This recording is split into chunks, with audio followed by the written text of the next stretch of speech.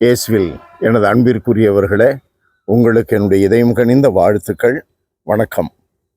அன்பானவர்களே, இந்த ஓய்வு நாள் ஞாயிற்றுக்கிழமை அன்று நம்முடைய சிந்தனைக்கென்று கடவுள் கொடுத்திருக்கிற பகுதி யோவான் நற்செய்தி 6வது அதிகாரம் 1 to 15 இறை வார்த்தை முடிய அப்பம் பகிர்ந்தளித்தல்.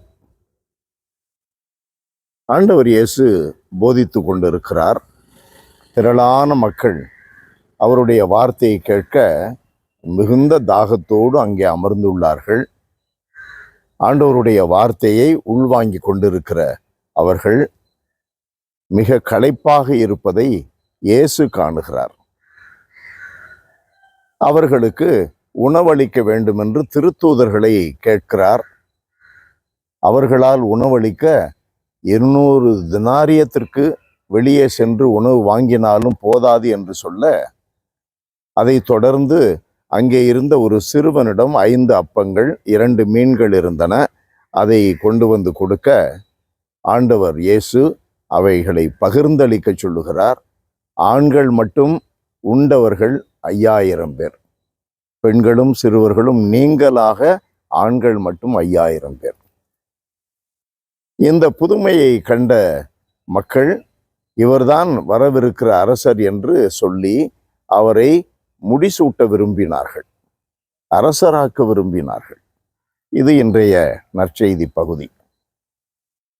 அன்பானவர்களே, ஒவ்வொரு நாளும் இந்த நிகழ்வு நமக்கு நடக்கிறது.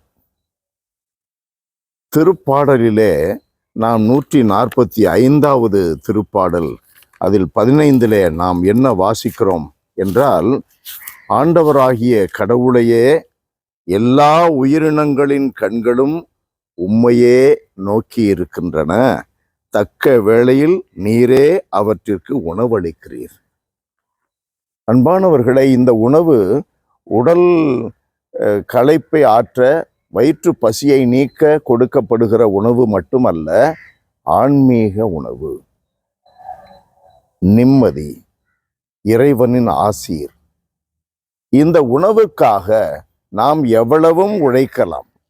ஆனால் உணவு வைத்திருக்கிற களஞ்சியம் எங்கே இருக்கிறது? இயேசுவிடம் இருக்கிறது. நீ சிறியதாக கடவுளுக்கு உன்னை ஒப்பு கொடுத்தால் கடவுள் அதை மிக பெரியதாக்குகிறார். நம்முடைய குடும்பத்தை கடவுள் கையிலே ஒப்படைத்தால் நம்முடைய குடும்பம் சமுதாயத்தில் உயர்விடங்களில் பலம் பெறச் செய்கிறார்.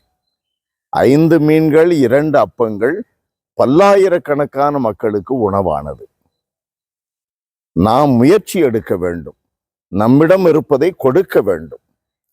திராட்சை ரசம் வந்த அந்த கானாவூர் நிகழ்விலே என்ன நடந்தது என்று நாம் திரும்பி பார்த்தால் தெரியும். 2வது அதிகாரம் 1 to 11 அந்த யோவான் நற்செய்தி. அதிலே சொல்லப்பட்டு இருப்பது என்ன? அங்கே 6 கற்சாடிகள் இருந்தன. அவற்றை ஆண்டவர் தண்ணீரால் நிரப்பச் சொன்னார். நம்மிடம் இருப்பதை கொடுக்க வேண்டும். நம்மிடம் தண்ணீர் இருக்கிறது, நம்மிடம் கற்சாடி இருக்கிறது, நம்மிடம் கடவுள் கொடுத்த திறமைகள், நேரம், வாய்ப்புகள் இருக்கின்றன. நம்மிடம் என்று ஒரு குடும்பம் இருக்கிறது, நம்மிடம் பங்கு இருக்கிறது, நிறுவனங்கள் இருக்கிறது, நமக்கென்று மக்கள் இருக்கிறார். இருப்பதை கடவுளிடம் ஒப்படைக்க வேண்டும். நமக்கு உடலிலே சக்தியை கொடுத்திருக்கிறார், உள்ளத்திலே இறை நம்பிக்கையை கொடுத்திருக்கிறார். நமக்கென்று மிக தெளிவாக ஞானத்தை அளித்து மிக தெளிவாக இலக்கை கொடுத்திருக்கிறார். அதை ஒப்பு கொடுக்க வேண்டும். அவருடைய விருப்பம் நிறைவேற வேண்டும் என்ற எண்ணத்தோடு அவரிடம் ஒப்பு கொடுப்பது மட்டுமல்ல, ஒப்படைக்க வேண்டும். அன்பு நிறைந்த எங்கள் இறைவா, உம்மை போற்றுகிறோம், தாழ்மையோடு ஆராதிக்கிறோம்.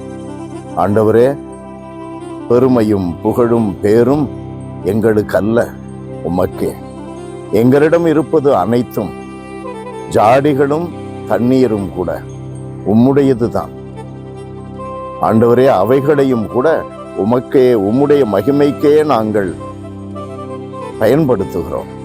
எங்களுடைய திறமைகள், எங்களிடம் ஓடிக்கொண்டிருக்கிற உயிர் மூச்சு அனைத்தும் உம்முடையதே. அனைத்தையும் உம்முடைய மகிமைக்காக, உம்முடைய பெருமைக்காக ஆண்டவரே நாங்கள் ஒப்பு கொடுக்கிறோம், பயன்படுத்துகிறோம். எங்களை ஆசீர்வதியும். இயேசுவின் நாமத்தில் ஜெபிக்கிறோம் பிதாவே. ஆமென், ஆமென்.